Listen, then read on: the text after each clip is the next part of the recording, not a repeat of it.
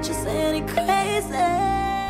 It is, to put it into words, it's like the feeling of what you feel when dreams come true. Like, that is that's the best way I can describe it, because it's something you dream of, and then it happens exactly. There's only one way it can happen. You either win a Grammy or you don't.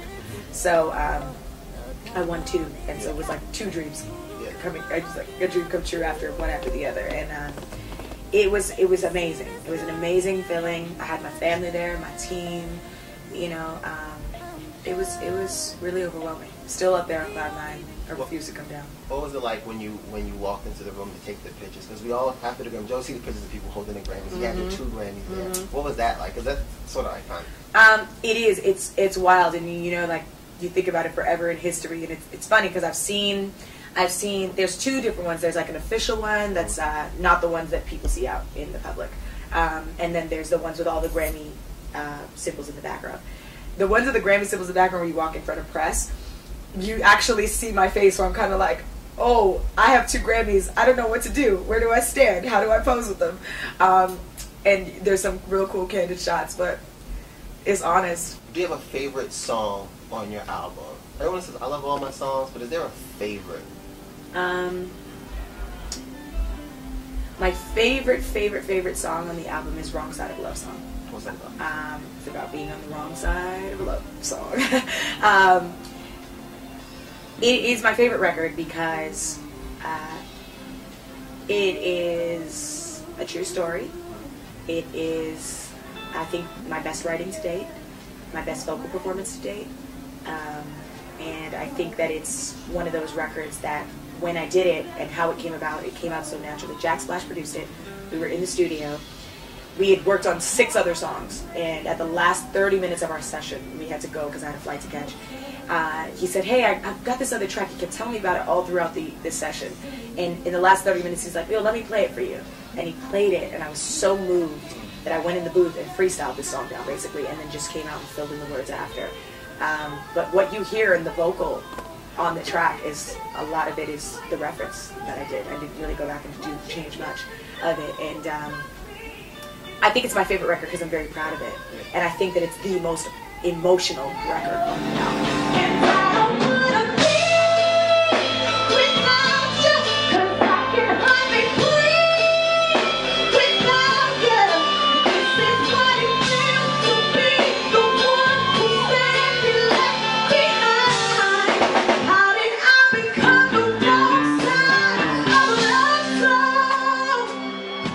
What do you expect that person that feel those emotions to think when they hear it? Have they heard it? Yeah. The craziest thing is, they heard it when I wasn't on the wrong side of a love song. I don't know where it came from. I wrote that song, freestyled those words and that melody and that pain when I didn't really recognize that maybe I was in that pain. Maybe subconsciously I did. Did it help you get over the pain, singing, writing it out? At the time it didn't. Now it does. Yeah. Now it does, because it's real now. Yeah. Doesn't it suck when you get hurt in relationships? It's the worst. It is the worst. Yeah. It is the worst. It's the worst. But it's the best, because it's the moments that make you stronger. Yeah. It's the moments that write great records. It's the moments that people need to hear and know that they're not the only ones going through it. And it can't get any worse. What do you think will happen when you get to a point in your career where you cannot keep your personal life private, where there's always eyes on you and there's always attention on you, like paparazzi following every single where you go? I actually personally think that is it's actually achievable.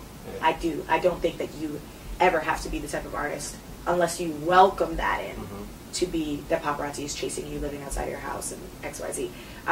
You see it. There are certain stars you never see in the papers all the time. Ever. Yeah. They have kids, they have lives, you know who their husbands and wives are, but there's a respect for that, and it's not publicized. And then there are artists and celebrities out there that welcome that publicity, and they set it up and they make it happen, and I will be on the other side that chooses to not promote my personal life. It's going to get out there. It's not anything I'm going to be ashamed of. It's not anything I'm going to, deny. but I'm not going to talk about it. What do you watch in your downtime? I love Family Guy. That's what I I will put my Netflix on and let Family Guy run in the background all day long. Just love it. My favorite television show series, I think, of all time is Breaking Bad. I love The Wire. I love... I came to the office the other day. I was so geeked up. Crazy. Yeah. I love anything that's kind of, you know, interesting. And like I said, anything that just doesn't require too much. I'll watch reruns of The Cosby Show. I'm a rerun kind of girl. I'll watch things that I love over and over again. I have no problems doing that. And catch a good movie on, leave it on in the background. So, how do you fall asleep? A lot of people have little different things that they can only fall asleep without socks. So I'm like, how do you fall asleep? You like sleeping, so how do you... I love sleeping with socks on. Yeah. That's one thing. And pretty much when it's time for me to go to sleep, it's lights out. It's lights out. I can go to sleep. I prefer, which I know is not a good habit, I like to watch TV before I go to sleep if I can. Just to have that little extra background noise is a little relaxing. And but however, if I'm ready to go to sleep, it's lights out. I can put myself to sleep like that.